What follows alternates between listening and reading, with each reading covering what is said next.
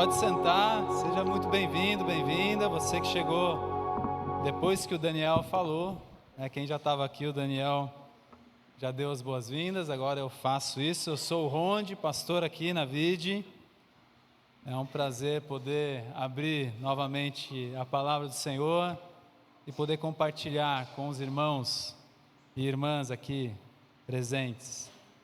Como é bom, né, a gente abrir a Bíblia, como é bom a gente cantar. Como foi gostoso esse tempo aqui da gente cantar ao Senhor e já sermos tocados pelo Senhor, e como é bom a gente abrir a palavra dele. E eu convido você a abrir já lá em Filipenses capítulo 1. Hoje é a última mensagem da série, Seja o Centro. Então, de certa maneira, vai ser uma recapitulação também daquilo que nós já vimos nesses quase 2 meses. Essa série ficou um pouco mais comprida, isso que a gente ficou só conversando daquilo que está ao redor do versículo 21 do capítulo 1 de Filipenses. Então nós ficamos conversando e tentando. Eu quis nessa série, eu quero muito que você grave aquilo que nós conversamos, né?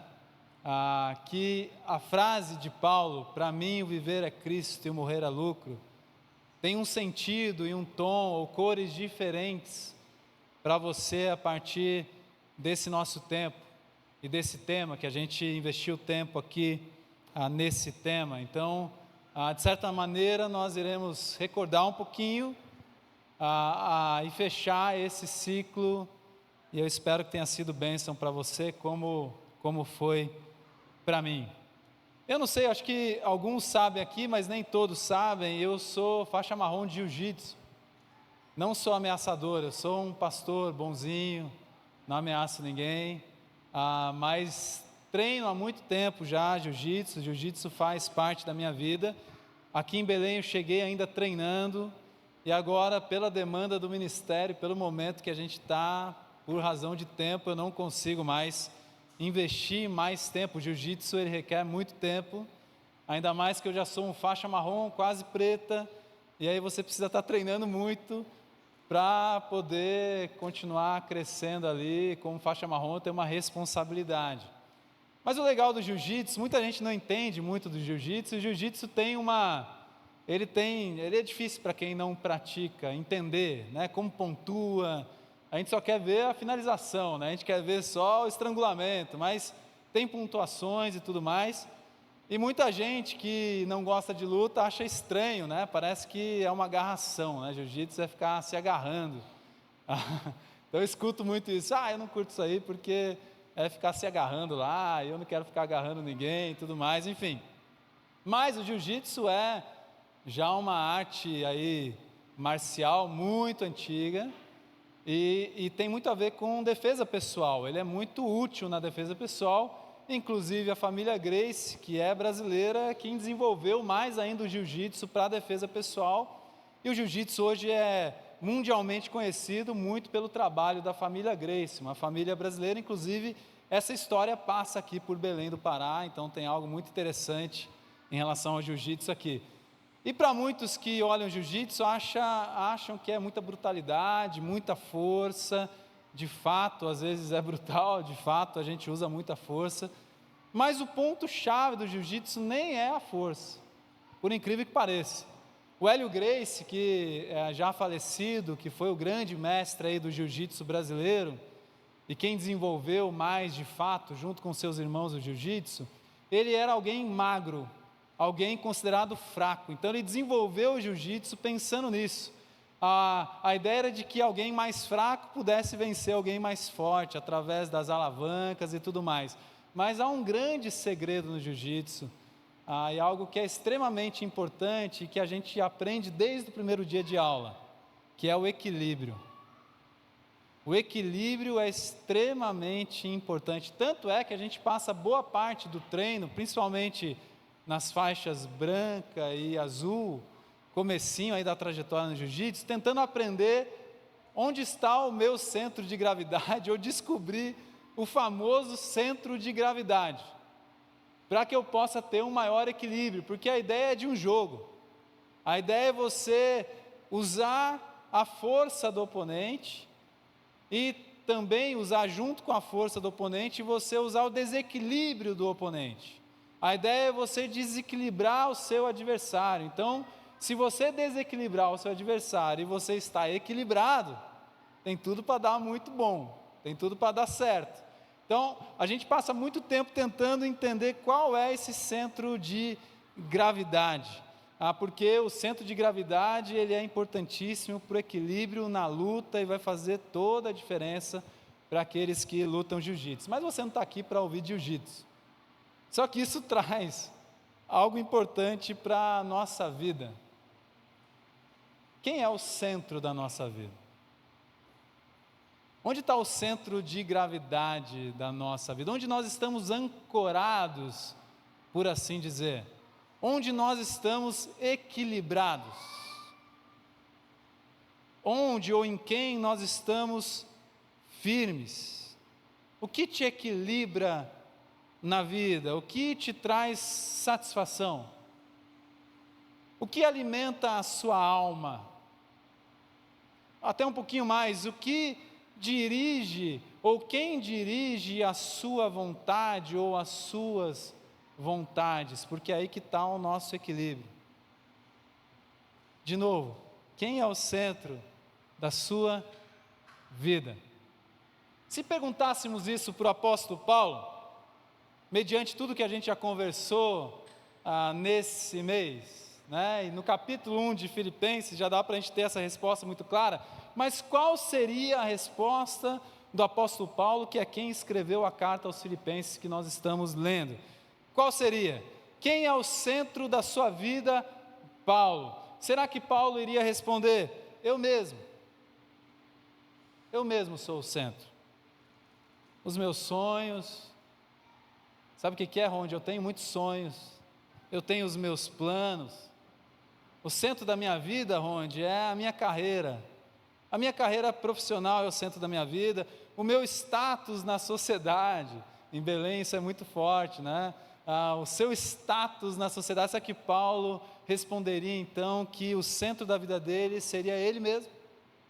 Os seus planos, seus sonhos, suas vontades, sua carreira, o status na sociedade? Ou talvez o apóstolo Paulo poderia responder que o centro da vida dele era a sua família. Nós não sabemos muito sobre a família de Paulo, provavelmente ele era um viúvo, mas nem isso nós temos certeza na Bíblia, mas podia ser. Talvez a gente pode trazer para nós. O centro da minha família é minha esposa. O centro da minha vida, o centro da minha vida é meu esposo. O centro da minha vida é o meu filho, são meus filhos o centro da minha vida, minha avó, minha tia, meu cachorro, sei lá, O centro da minha vida é a minha família. Será que o apóstolo Paulo poderia ter respondido ou pensar que o centro da vida dele era o dinheiro, por exemplo, que é o centro para muita gente hoje em dia, para não dizer para a maioria, o dinheiro é o centro da vida? Será que Paulo estava preocupado com o seu patrimônio? Hoje está na moda, o quanto antes você tem que ter um patrimônio de 1 milhão, você precisa atingir 1 milhão, e aí desse 1 milhão você vai fazer milhões, e aí você vai embora. O importante é você o quanto antes ter um patrimônio milionário. Será que isso é uma preocupação de Paulo?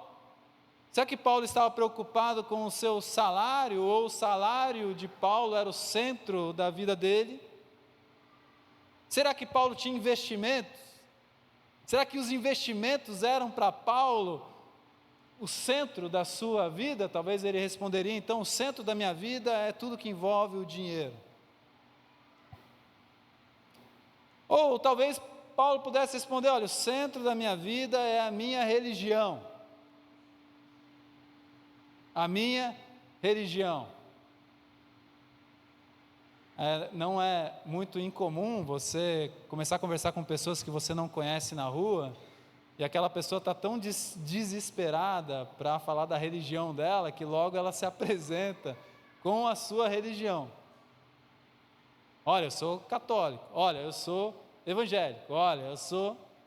Será que Paulo tinha como centro da sua vida a sua religião, a doutrina, os dogmas, a tradição? Será que esse era, enfim, o centro da vida de Paulo? Bom, pelo que nós já lemos no capítulo 1, e só pelo capítulo 1, pelo versículo que insistentemente eu tenho compartilhado com vocês, que é o versículo 21 do capítulo 1, já fica claro para a gente que a resposta do Paulo seria somente uma: para mim, o viver é Cristo. Para mim, viver é Cristo. Quem é o centro da sua vida, Paulo?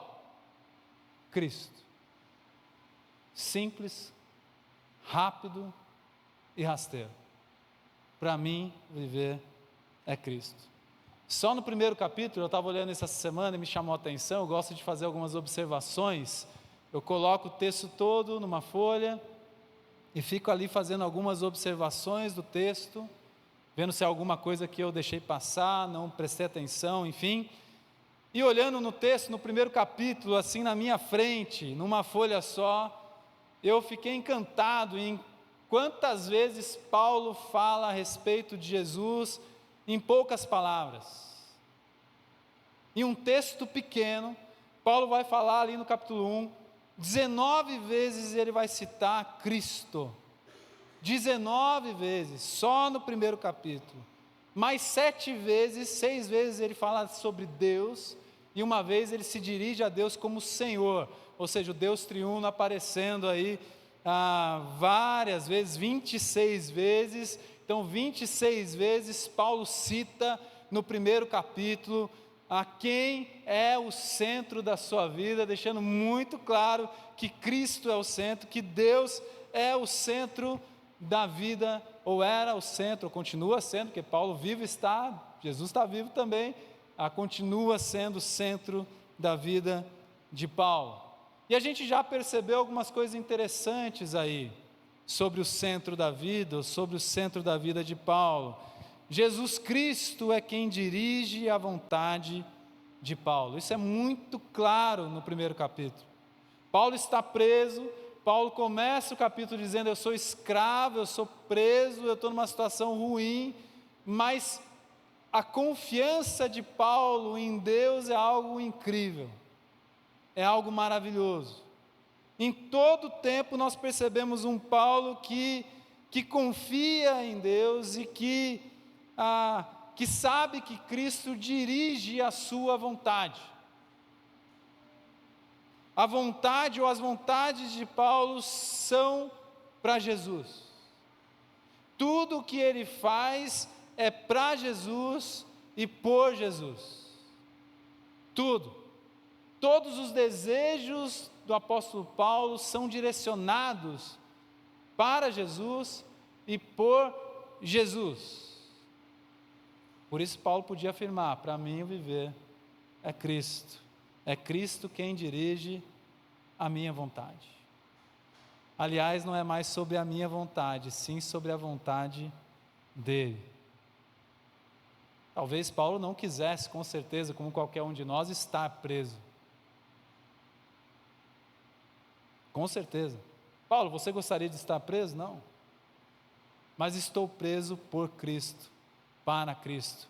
Que seja feita a vontade dele. E mesmo preso, eu vou continuar cumprindo e obedecendo a vontade dele. Sensacional isso, sensacional. Mas não só isso. Jesus Cristo, Cristo Jesus, como Paulo gosta de falar no capítulo 1, é a satisfação do apóstolo. A sua alegria, o seu contentamento estão em Jesus e não nas circunstâncias. De novo, Paulo estava em circunstâncias terríveis. Não era fácil que o apóstolo Paulo... A gente reclamar hoje de qualquer coisa que seja no contexto de igreja, a gente está sendo muito mimizento perto do que Paulo passava. Qualquer reclamação que a gente tenha, e eu estou falando de mim também, de você, qualquer coisa no nosso contexto hoje, no nosso contexto de vida, que a gente venha reclamar, mesmo que tenhamos razão, ainda é muito mimimi perto do que Paulo estava passando.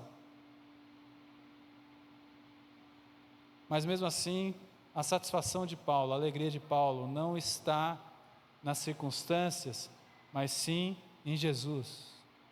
Paulo se satisfaz plenamente em Jesus. Por isso que a carta aos Filipenses é uma carta alegre. Ele diz: alegrai-vos sempre no Senhor. Mais uma vez eu digo: alegrai-vos. Olha, eu aprendi o segredo, capítulo 4, de viver contente em toda e qualquer situação. Paulo encontrou o contentamento, a gratidão, a satisfação, porque o seu contentamento, a sua gratidão, a sua satisfação não dependiam das circunstâncias nem dele mesmo, mas sim de Cristo Jesus. E Paulo já havia entendido que em Cristo Jesus nós já somos satisfeitos. Ele é tudo o que nós precisamos. Ele já basta. Não precisamos de mais nada. Ele é tudo. Ele era o motivo e continua sendo o motivo da alegria, da satisfação do apóstolo Paulo. E indo nessa sequência, a gente vai naturalmente concluir que Jesus é o centro da vida de Paulo. Jesus era e é o centro da vida do apóstolo. O equilíbrio na vida do apóstolo é saber que a identidade dele está em Cristo. Eu fiz algumas perguntas no início, né? Onde seus pés estão firmados? Onde você está ancorado? Quem é o centro de gravidade? Tem gente que fala abertamente que o dinheiro é o centro de gravidade, que se perder o dinheiro, se não tiver dinheiro guardado, se não tiver suas economias, a pessoa perde tudo, perde o equilíbrio da vida, perde a alegria, perde a satisfação. Paulo não. Paulo estava ancorado em Cristo Jesus, a sua identidade estava em Cristo Jesus. Sua vida é a vida do próprio Cristo. Sua vida era a vida do próprio Cristo, porque Jesus era o centro da vida do apóstolo Paulo. Isso também fica muito, muito claro no capítulo inteiro, na carta toda e na afirmação de Paulo: para mim, o viver é Cristo e o morrer é lucro, porque eu sei que a minha vida tem um sentido, tem um propósito, eu sei para onde eu estou indo, eu sei que quando eu morrer estarei, continuarei com Cristo, a minha identidade já está em Cristo, o centro da minha vida é o próprio Cristo. E aí vem a famosa frase: é tudo sobre Jesus, é tudo sobre Ele, ou pelo menos deveria ser. Na vida do apóstolo, com certeza era. E quando a gente olha tudo isso aqui, gente, nós temos duas opções. Nós temos duas opções. Você tem duas opções. A primeira é Cristo centro da sua vida. Cristo centro da minha vida. Essa é a primeira opção. E quando a gente para pensar nisso, a gente tem que ser bem honesto e refletir se de fato Cristo é o centro. Eu mesmo no ministério, junto com a Ju, em vários momentos nós estamos refletindo isso, conversando sobre isso. Se Jesus de fato é o centro da nossa vida. Em alguns momentos eu estou mais fraco que ela, em alguns momentos ela está mais fraca que eu, e é necessário que um dos lados alerte o outro, abrace o outro, console, mas também confronte o outro lado, para lembrar que Jesus é o centro da nossa vida. Que precisamos, assim como Paulo, colocar a nossa vontade para Cristo. Senhor, seja feita a tua vontade. Seja feita a tua vontade. Eu confio em Ti. Nós começamos cantando hoje sobre a bondade de Deus. Se de fato sabemos e declaramos que Deus é bom, nós precisamos falar para Ele: seja feita a tua vontade. porque o Senhor é bom. Mesmo que as circunstâncias sejam complicadas, o Senhor continua sendo bom. A tua bondade me segue, me persegue todos os dias da minha vida, como Davi disse no seu salmo tão conhecido, capítulo 23. Só é possível afirmar, seja feita a tua vontade, se de fato eu creio que Deus é bom. E se eu creio que Deus é bom, seja feita a tua vontade, Senhor. Jesus é a satisfação na minha vida, como foi na de Paulo. Se Cristo é o centro, eu estou completamente, plenamente satisfeito nele, mesmo que eu não tenha as coisas que eu gostaria de ter. Mesmo. Talvez eu vou dar uma notícia ruim para você nessa noite. Não fica triste comigo, tá? Para você e para mim. Talvez nós nunca seremos famosos, por exemplo. Eu lembro até hoje de um cara que entrou no BBB, ele logo no comecinho, eu não assisto muito BBB, mas de vez em quando dá aqueles, sei lá, eu acho que é o demônio que fala, não é nada disso, estou brincando, mas dá uma vontade de assistir, curiosidade, a gente quer, é laboratório, é legal, né, tal, mas aí eu lembro de um cara que entrou no BBB falando assim, não, eu sei que eu vou ser famoso. Eu sinto isso desde que eu sou pequeno. A fama me espera. Esse cara, eu nem sei onde que esse cara está. Ele não, eu acho que não ficou famoso, pelo menos para mim não ficou. Não sei o que aconteceu. Talvez, gente, a gente não vai ser famoso na nossa área de atuação. Parece que todo mundo hoje tem que ser famoso. Talvez você aqui nunca vai ser rico, rica. Mesmo que trabalhe pra caramba. Meu avô foi um cara que trabalhou muito, no finalzinho da vida dele ele falava, eu não entendo. Eu trabalhei que nem um camelo e não fiquei rico. Eu falava, vô, tem coisas que a gente não entende. Tem coisas que a gente não consegue entender. Mas a nossa satisfação não está aí. E sim, Jesus deveria ser. Jesus é o centro da sua vida? Essa é uma opção. Cristo centro. Eu vou dizer que esse é o melhor caminho. Jesus se apontou como caminho. Jesus, conversando com seus discípulos, ele disse, eu sou o caminho, a verdade e a vida. Eu sou. Jesus mesmo se centralizou. Jesus se colocou no centro da história. Jesus se colocou no centro da vida humana. Jesus mesmo disse que Ele é o caminho. Então, essa é a melhor opção, sem dúvidas. Que é a melhor opção, e é a que você não vai se frustrar, e é onde você vai encontrar Jesus, ser encontrado, encontrada por Ele, e viver uma vida então como a do apóstolo Paulo, que só olhando para o capítulo 1 de Filipenses já nos dá eu quero viver essa vida, eu quero ser assim como o apóstolo Paulo. Então a opção 1 para você, Cristo centro da vida. Mas há uma segunda opção, e que muitos têm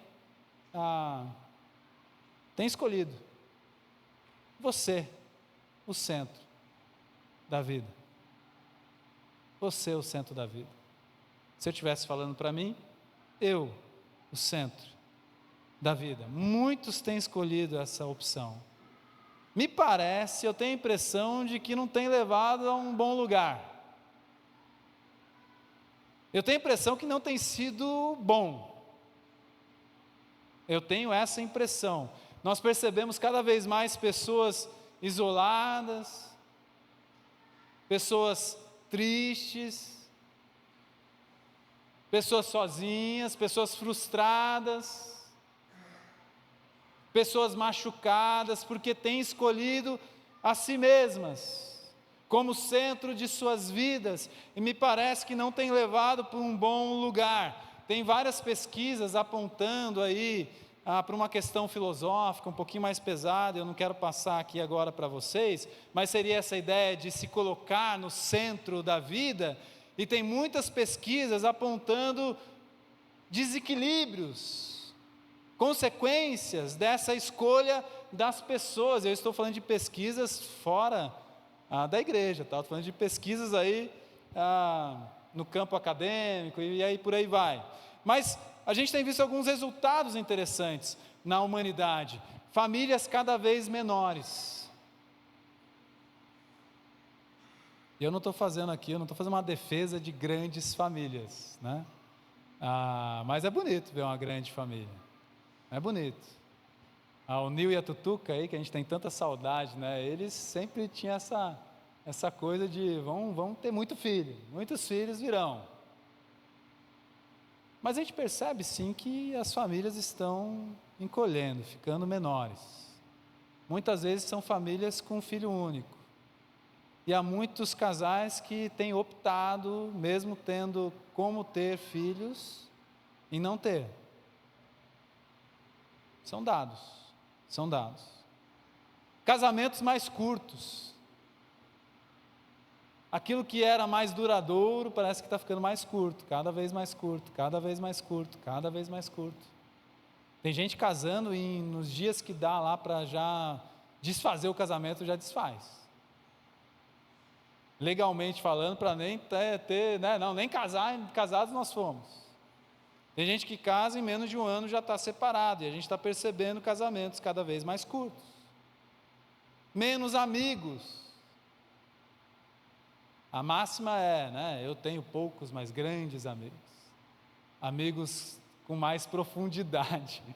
Isso até é meio cômico hoje em dia, porque se tem uma coisa que o ser humano está buscando pouco hoje, é profundidade nos relacionamentos. E aí a gente percebe cada vez mais as pessoas com menos amigos. Tampem os ouvidos das crianças agora, por favor, tampa aí. Menos sexo. Pesquisas têm apontado para isso. A galera está tão neurótica no trabalho, na carreira, na profissão, em vencer e tal, que passa 1 mês, 2 meses. Parece que é uma coisa que ficou meio supérflua, ficou meio de lado.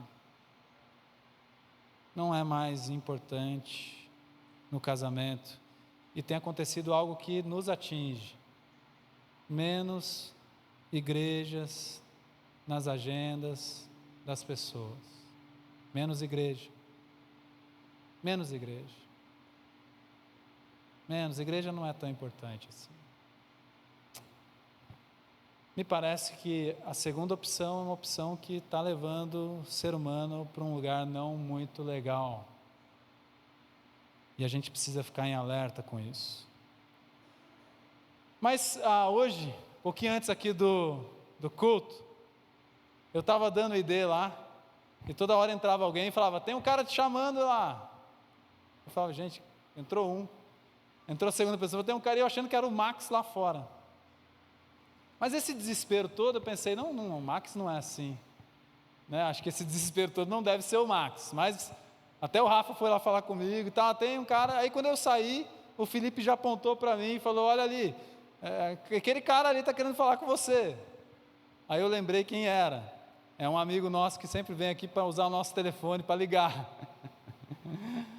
E aí ele estava aqui, aí ele sentou ali, eu fui conversar com ele, eu falei, não, peraí, hoje você não vai me usar assim também não, nós vamos conversar antes, é desse jeito, né? Não vai me usar, vamos, seja mais carinhoso, não é chegar já querendo usar o telefone, vamos conversar antes, vamos saber o que está rolando, quero saber um pouquinho mais da tua vida, quero saber como que é.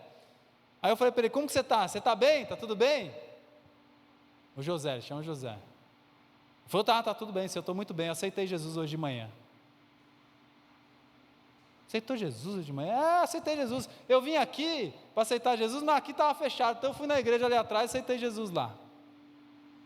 Aí eu falei, é mesmo, José? Eu vi que hoje você está cheirosinho, está arrumadinho aí, mas cara, calma, não é bem assim. Vamos entender as coisas com calma. Não estou falando que Deus não está fazendo uma obra na tua vida, mas calma lá, não é desse jeito aí. E pude conversar um pouquinho com ele de como, então, centralizar Jesus na vida. Que transformação Jesus faz na vida de uma pessoa? Como Jesus transforma, como Jesus se torna o centro da vida de uma pessoa? E eu lembrei de uma palavra do Papa Francisco, por incrível que pareça, muito boa, que ele falou sobre 3 tarefas para se colocar Jesus no centro.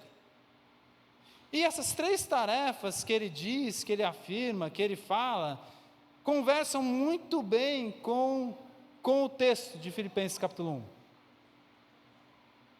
Eu disse incrível que pareça por lembrar disso na hora. Eu falei, nossa, aí eu lembro, é isso, é justamente isso. O quê? 3 tarefas. Primeira, conhecer, eu quero terminar com isso, conhecer Jesus. Paulo fala, olha, aquilo que eu considerava importante, eu considerei como lixo para conhecer Jesus. O que eu quero hoje, Paulo vai falar no capítulo 1, é conhecer Jesus. E o Papa Francisco diz que conhecer Jesus é importante para reconhecer quem é Jesus. À medida que eu conheço Jesus, eu o reconheço.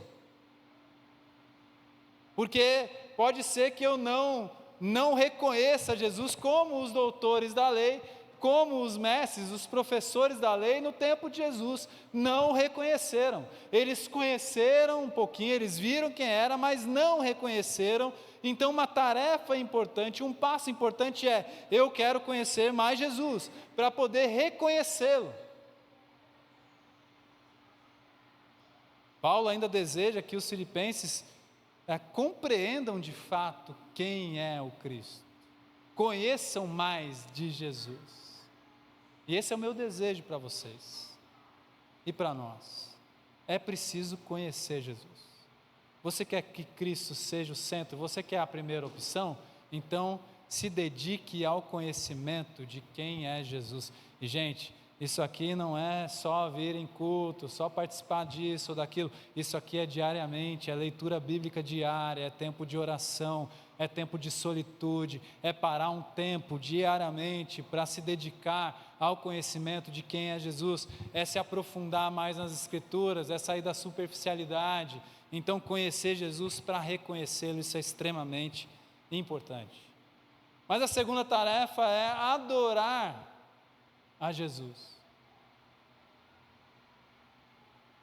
Conversamos nesse quase 2 meses sobre ídolos. Se você não percebeu, é sobre isso que a gente falou.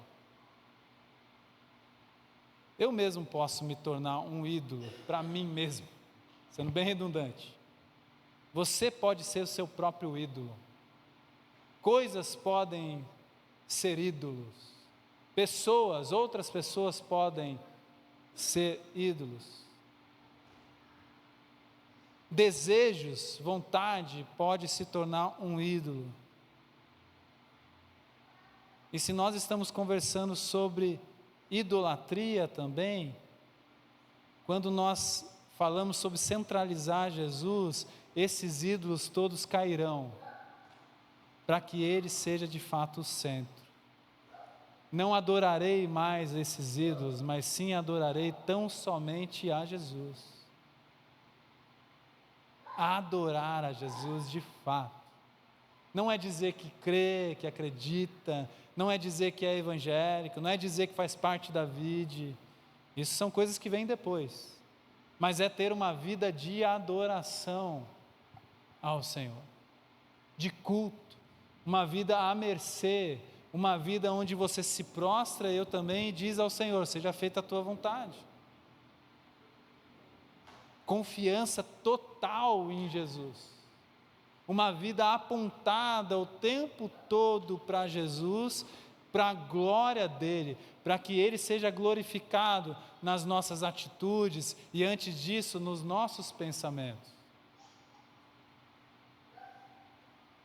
Uma vida de adoração ao Senhor Jesus.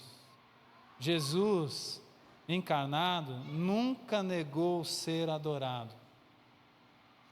Os anjos sim, os apóstolos também, sempre negaram, mas Jesus nunca negou ser adorado. Ele é Deus, Ele merece a adoração, Ele tem que ser adorado por nós. E se eu adoro a Jesus, eu não adoro a Mamon, ao dinheiro. Se eu adoro a Jesus, eu não adoro as minhas vontades, aos meus planos, aos meus sonhos. Se eu adoro a Jesus, eu não adoro a mim mesmo, porque o próprio Jesus diz que é impossível servir a dois senhores. Você e eu só conseguimos agradar um Senhor na nossa vida. E a pergunta é: a quem ou quem você adora? Você adora alguma coisa ou alguém? Não tenho dúvidas disso. E essa é a pergunta para a gente.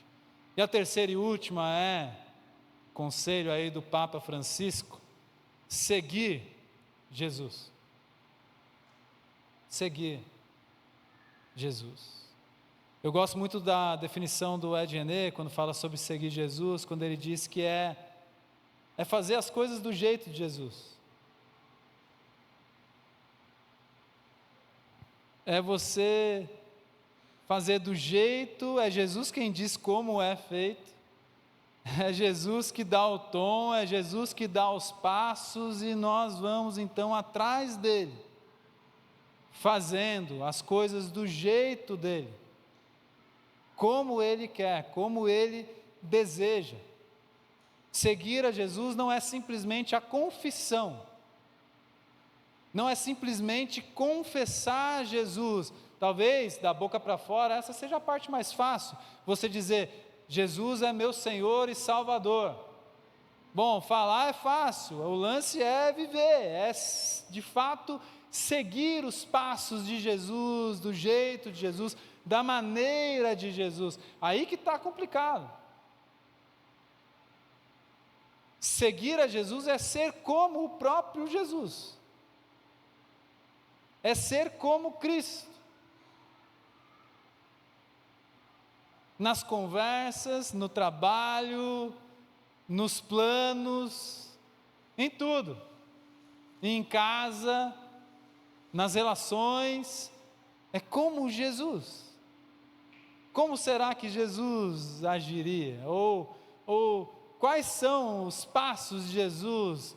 Ou qual é o modelo que Jesus deixa para nós? Qual é a atitude que eu vejo no Jesus dos Evangelhos? Como será que ele agiria no meu lugar? Ou o que ele deixou para que eu pudesse seguir esses passos, para que eu seja mais parecido com ele, já que o próprio apóstolo Paulo diz que nós fomos predestinados para sermos conforme a imagem de Cristo Jesus. Nós somos como que Jesus andando pela cidade. O nosso olhar, o nosso falar, a nossa mão, os nossos pés, como que se fôssemos o próprio Jesus andando pela cidade, porque nós fomos predestinados, chamados, escolhidos para sermos conforme a imagem de Jesus. E seguir a Jesus então é seguir o modelo do próprio Mestre. Gente, se a gente aplicar essas 3 tarefas, eu tenho certeza de que Cristo será de fato o centro das nossas vidas. Agora saiba de uma coisa: aplicar essas 3 tarefas não depende só de você, nem só de mim. Se nós tentarmos com a nossa própria força, pela nossa própria vontade, a gente vai falhar, porque a força vai acabar e a vontade também nem sempre está ali a favor, muitas vezes está contra. É por isso que a Bíblia, o próprio Paulo vai falar sobre a graça de Deus em Cristo Jesus. É pela graça de Deus. É Deus quem dá o primeiro passo. Paulo, na carta aos Efésios, vai dizer que Deus quem efetua o querer, tanto o querer quanto realizar segundo a sua boa vontade. Eu acho isso incrível. Deus efetua inclusive em nós o querer. Não é só o realizar. Às vezes nós pensamos na capacitação de Deus como algo para o realizar, para as boas obras, para fazer as coisas. Não, Deus efetua o que vem antes, que é o querer. Inclusive o querer segui-lo. Inclusive o querer fazer, o querer ser igual a Ele. É Deus quem efetua em nós. Então precisamos de Deus. Eu quero conhecer Jesus, eu quero ser um adorador, que o adora em espírito e em verdade. Eu quero seguir os passos de Jesus.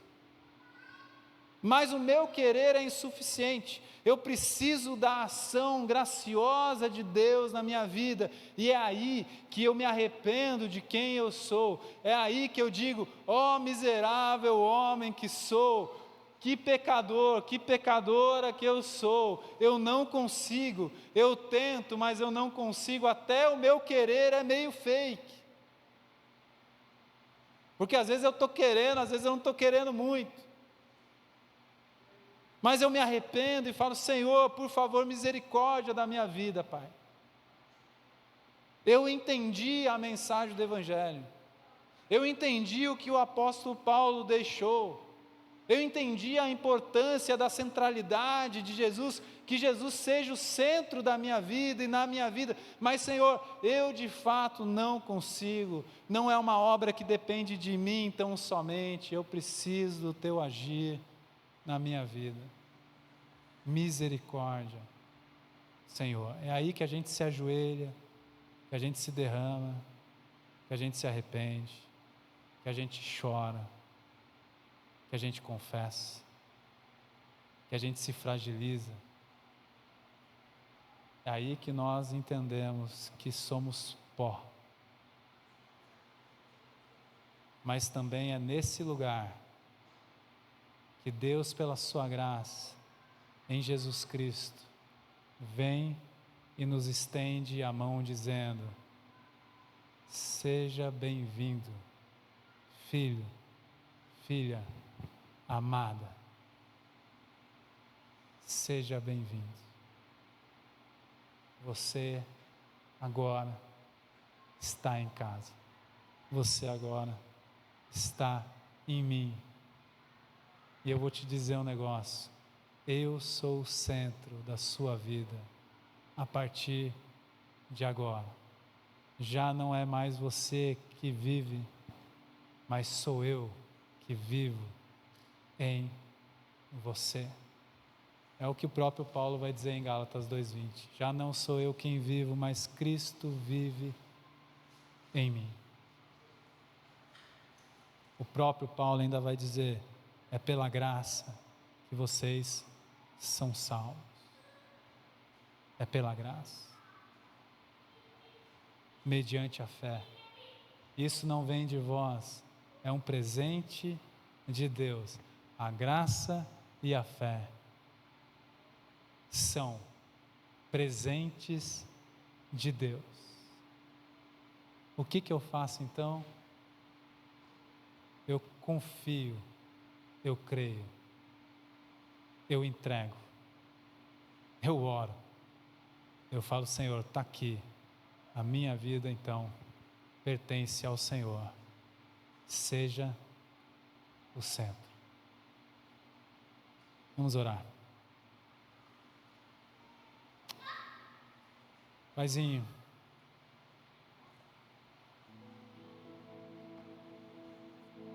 há corações aqui,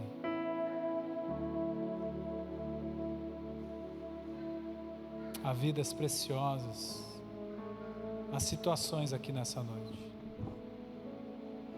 Eu não conheço todas, conheço algumas, e mesmo assim não com profundidade, mas o Senhor conhece cada pessoa.